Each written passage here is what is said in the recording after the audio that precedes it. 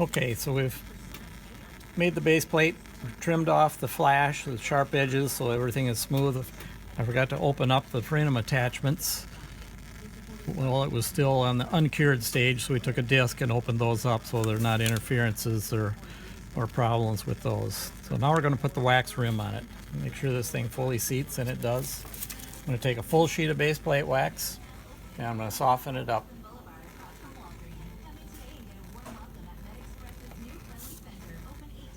So the whole thing is soft and pliable, and I want to be able to fold this twice.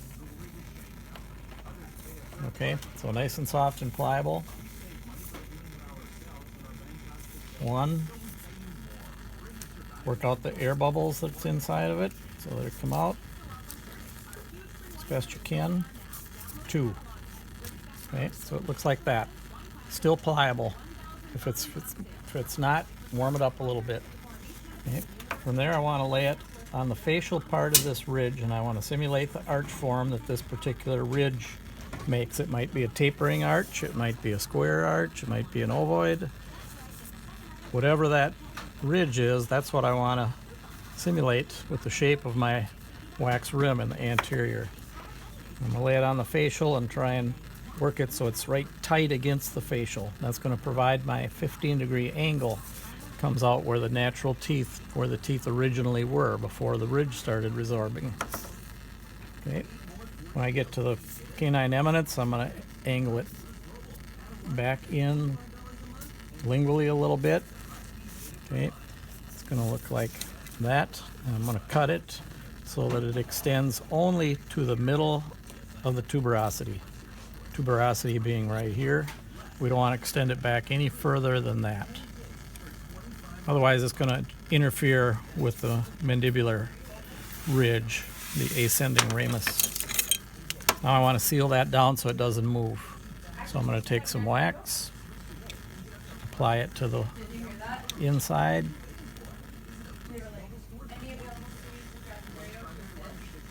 Dilute it all together so it doesn't move. Okay. Just about like that. Now the dimensions of this are going to be, I'm take and pry this off gently. Work it into the peripheries a little bit while it's still soft. Are going to be 22 millimeters long in the anterior, measured away from the frenum. So I'm going to go over to here and measure 22 millimeters down. If you have a denture ruler like this True Bite ruler, you'll see 18 and 22. 18 is for the mandibular length, 22 is for the maxillary length. So I'm going to go over here and scribe a line 22 millimeters. All the ones that you get back from the lab should be 22 millimeters. Okay, right there. All right. From there, I'm going to melt this wax rim down, and it's going to be 5 millimeters high, measured from the top of the tuberosity, okay, to the top of the wax rim. In other words, it's going to be right about there. Now, if you're using just a plain flat spatula, you can take and draw yourself a line connecting those two, 22 millimeters in the anterior to 5 millimeters in the posterior, and use that as your guide. My particular wax rim former has that 5 millimeters built into the back. I'm going to lay it on here. It's going to maintain that 5 millimeters, and then I'm going to melt it down. Okay, now I got to get this wax spatula to the point where it's hot enough that it's going to stay hot even after I'm putting it against that cold wax. So this needs to be smoking hot. So this is going to take a minute or so to get hot enough. If it's barely hot enough, as soon as you put it on the wax rim, it's cold and it doesn't melt the wax. And you go back and forth. You can go back and forth and take 30 minutes to do this job. And it shouldn't be a 30-minute job. It should be a 5 to 10-minute job. Okay, so that's how hot I want it. Now I'm going to lay that right on top of the tuberosity. I'm going to start melting it down.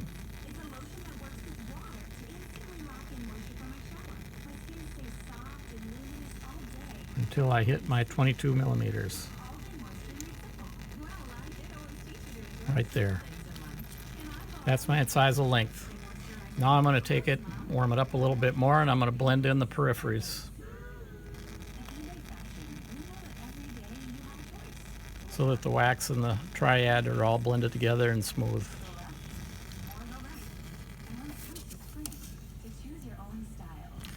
I'm not letting the wax go in the intaglio surface of the denture, otherwise it's not going to fit right. If it does drip in there, we just got to take it out. It's got to make sure that it's not maintained there. The denture won't fit right.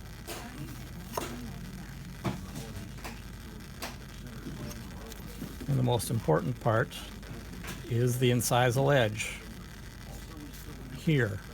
It's going to basically let us register the incisal length and the lip support, how far facially they come. Okay, so it's going to look like that from the facial view. It's got a little thin on the inside. Then we're going to take some more wax and we're going to add it in here. If we know it's articulating against natural dentition, I'll leave this thin in the anterior so that you can record the overbite like that. Because if it's too wide, then you're just up against it, and that's not where we would be setting the teeth. We'd be setting them like that. This is going to go against another complete denture, so we're going to thicken up the wax rim on the inside. I want it to be 5 millimeters wide in the anterior and 10 millimeters wide in the posterior. So I'm going to take another sheet of wax. I'm going to warm it up.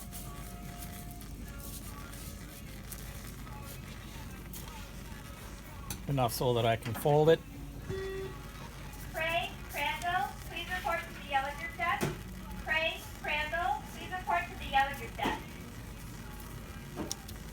We don't need to use the whole thing.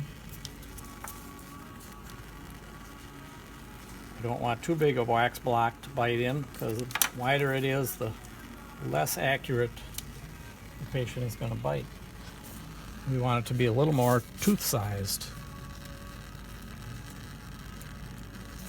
Apply it to the inside of your wax rim.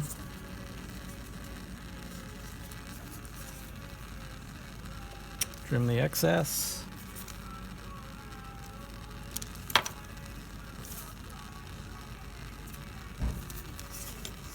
Glue it down.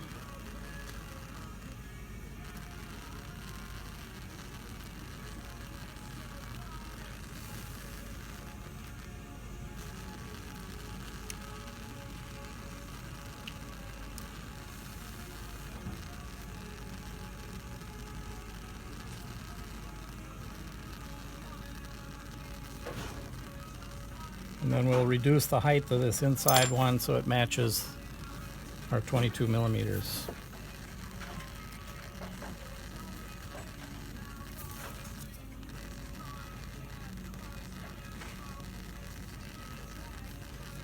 Like that.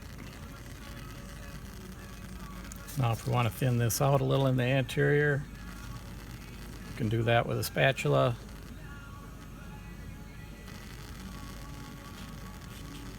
Smooth it all out.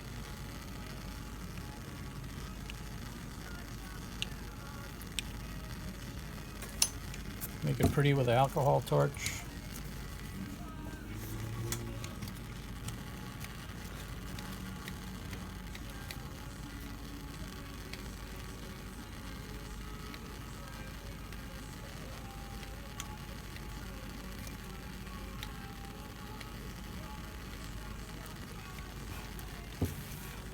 I like to mark the midline.